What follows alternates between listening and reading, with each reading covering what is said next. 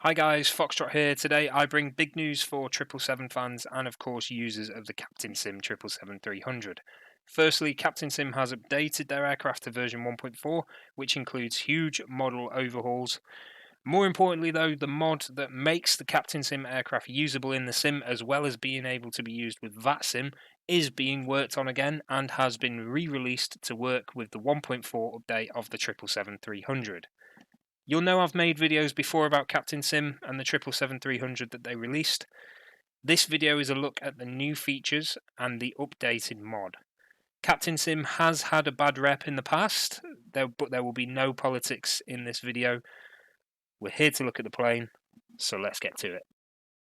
Now, I've covered the internals and externals before, so it's definitely worth checking out my videos that I have made on this aircraft because you will get a good in-depth look at both of those. In terms of the modelling, FTSIM did a great job on these, and certainly one of my favourite features is the detail that went in. Now we're inside the cockpit of the 777-300 ER. It's worth noting that this is the version that has been updated to 1.4. I don't believe any of the others have at the moment. I'm a little unsure. This is the only version I have. There's a long list of features that have come out with it, but mainly they are model changes as well as extra model additions. Just a quick look around the cockpit for those who haven't seen it. One thing to note is that it runs off the Asobo 747, so you need that installed. And those of you that remember this from the days of old will remember that it shows 4 engines in the middle there. That is something that the mod changes. The mod is mainly based on systems. A big thing that 1.4 brought is it did bring an EFB in the form of this screen here. Now with the FTSIM EFB, I believe you have to click one of these screws, I can't remember which it is, to turn it on. Now the mod, which has been re-released by Teevee, allows you to actually use the power button to turn it on.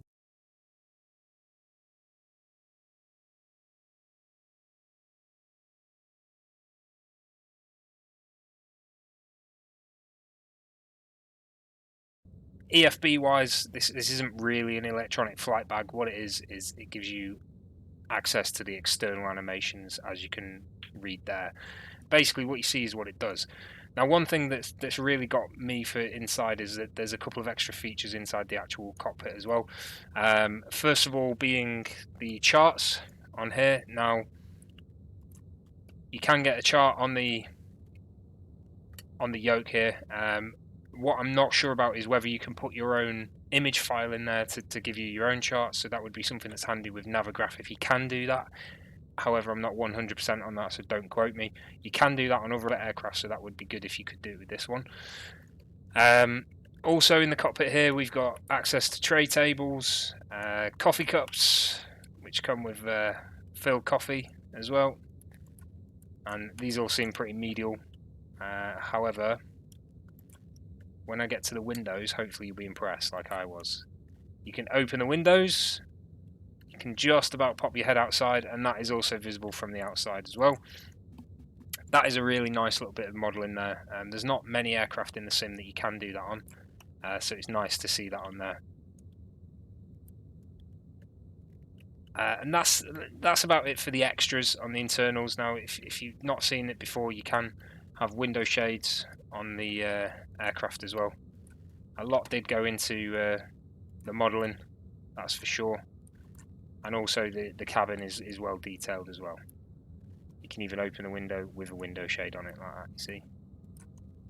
Lovely stuff. Okay, so what we'll do is we'll go into opening everything we can, and basically just selecting it all to make sure it's all open. Now, as I say, what you see is what you get here. So what it says it does, it does. There's no real need to explain. Obviously, some of the things I'm not too sure of. I'm not a pilot or aviation related in any way, shape or form, so I can't tell you what some of the short terms stand for.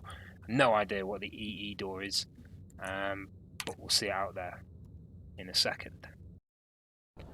Okay, so on the outside of the aircraft then, we're having a look at the front first of all. Now you can see first of all the radar dome is open and the radar is actually active as well. That's another thing you select. You can open it without it being active and you can set it to active as well, so you can see the radar actually moving in there. For the most part, these are well detailed little additions that they've done here. Chocks at the bottom, pitot pins there as well, and escape slides. Something else that's really big, in my opinion, to have been put in. There's not a ton of aircraft with escape slides. You see all the way through. We can go through here as well. Have a quick look inside as we do. Back out. Just a little glimpse of the cabin. As I said, if you do want to see the cabin in detail, there is another video with all that on. As we look around, engine covers on, engine cowlings open. You can see into the engine themselves. Gear doors open at the bottom there. Lovely little addition of detail. Various different other hatches. Cargo hatch at the front. Access hatches at the bottom. Again, it's quite possible one of them is the EE door. I'm not too sure. Let's see if there's anything inside. No, but at least it's something you can open. Let's go to the rear to have a look at the APU side of things. Escape slides all the way down. All doors open. Emergency exits, main exits.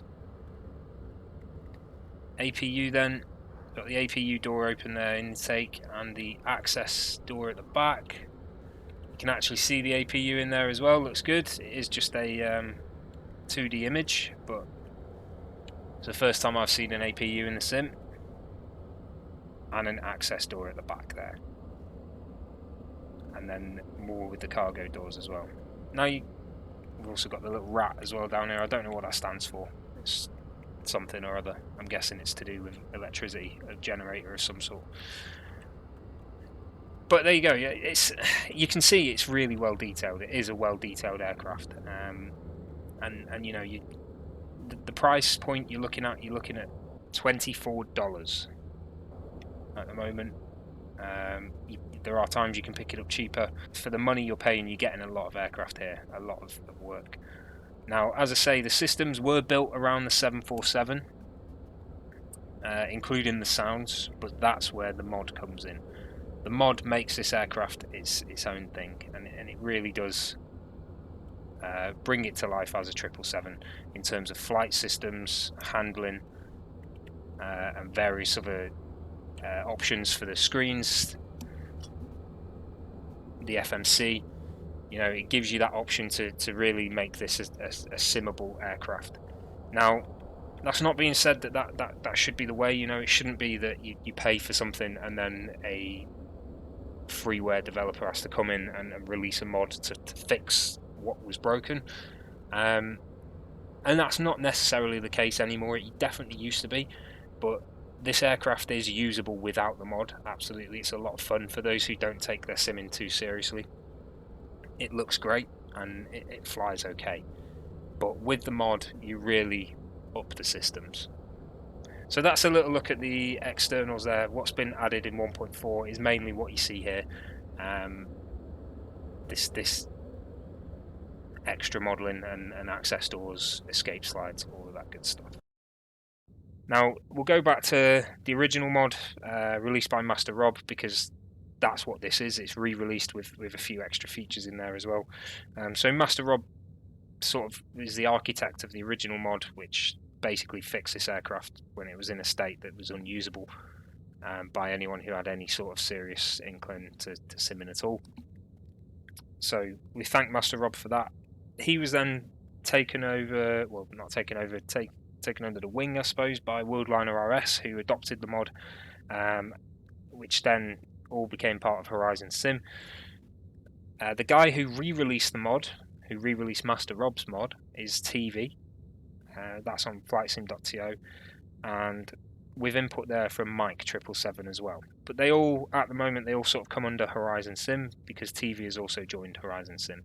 So Horizon Sim, if you don't know who they are, they're a developer group who are responsible for the 787-8 and the 787-9, which we have in the sim, and they are also responsible for the mods which update the LVFR aircraft to make them usable. So these guys have a lot of experience, they know what they're doing. It's really good that they're back on board with this mod. So we're not going to go too much in depth to it, because we have covered this mod before. Now, one of the main things this brings is a usable FMC. Now the FMC that it's using, you can see it's a Salty there. That's because it's part of the Salty 747 group system, which was brought in a while ago. Now what Salty did was they released systems for their 747 that they released, and they allowed people to use their systems, and that's what happened with the Master Rob mod. Basically, it's a Salty integration into the FMC as well as flight systems.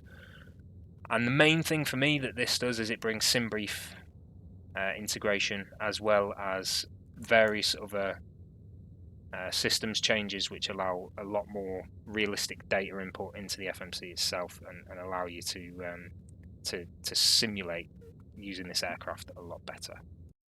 So what's the re-release done? Well, it's made that mod usable again. The original mod was shelved because of the problems that it faced, and there was too much work required to then make the mod usable again. But this re-release has basically changed what needed to be changed and made it so this aircraft can be modded again and it can be used in a proper sim capacity.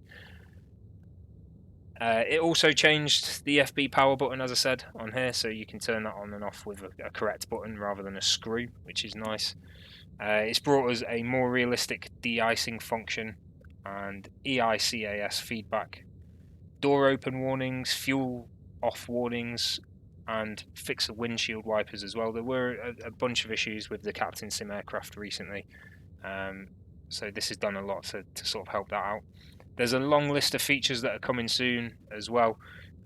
Physics adjustments, more flight model adjustments to try and make it more realistic, as well as sound adjustments as well. So there's really a lot to look forward to with this mod. As I say, the main thing being that once again we can use this aircraft to sim, and I'm certainly going to be using the aircraft again in FTSIM. Now, obviously, I'll put the links in the video description of where to get the aircraft and the mod and all the rest of it. But we're now at that point again. Is this aircraft worth buying? Now, there's a few things we need to look at. Firstly, PMDG is on the cusp of releasing their 777, but they have been on the cusp of releasing their 777 for a while, so we're still not sure when we're going to get that. That will come with other variants, but it undoubtedly will be a lot of money compared to what this is. For the price point here, you're getting one aircraft. There are other variants you can buy, but this is the 777-300ER, as I said. $24. You get one aircraft. It's well detailed, it's well modelled. It doesn't sim very well, but the mod makes it sim well. Again, not a reason to buy it that you need to fix it with a mod, but it is what it is. It's certainly a viable option for a 777. There was a time I didn't recommend it, but I'd say now, if you're someone who's going to be priced out of the PMDG 777, this is your only option if you want a 777. This is all you've got, and it's not bad. There's been problems in the past, but right now we're in a good state. This is definitely a viable option for you to use in the sim. It can be used on FTSIM, now we've got the mod up and running again, and it can be used for just everyday play and everyday flight. I think it's going to remain popular. It is popular. A lot of people don't like to admit it, but this aircraft is one of Captain Sim's most popular releases. It seems like things are getting in order in Captain Sim. There was a period where there was a few bad decisions, but it seems like things are getting in order, and maybe they've realised the error of their ways. Maybe they're starting to sway back to releasing good content. I don't know, but for the price of this aircraft, I recommend it.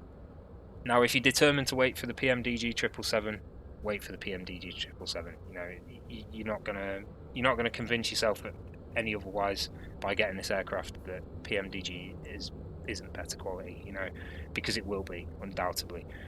But this is a good aircraft for the price, and for that, I have to recommend it. And now, of course, thanks to Teevee, Master Rob, Mike 777, and Horizon Sim, we have the mod to fix it again. That's all we can ask for. So what do you guys think? Let me know in the comments. You know, do you have this aircraft already? Are you now going to buy this aircraft? Are you still determined you're going to wait for the PMDG 777 whenever that's going to release? It's entirely up to you, but let me know. I want to have a conversation about this. like I say, I'm going to be using this aircraft again. I'm going to be flying it on FTSIM, and I hope you guys enjoy seeing those videos. But thank you very much for watching. Like I say, do let me know in the comments. If you did like what you see, please do hit that follow button or subscribe, and I will catch you next time. Bye for now. If you enjoyed this clip, don't forget to follow or subscribe and leave a comment. Thanks.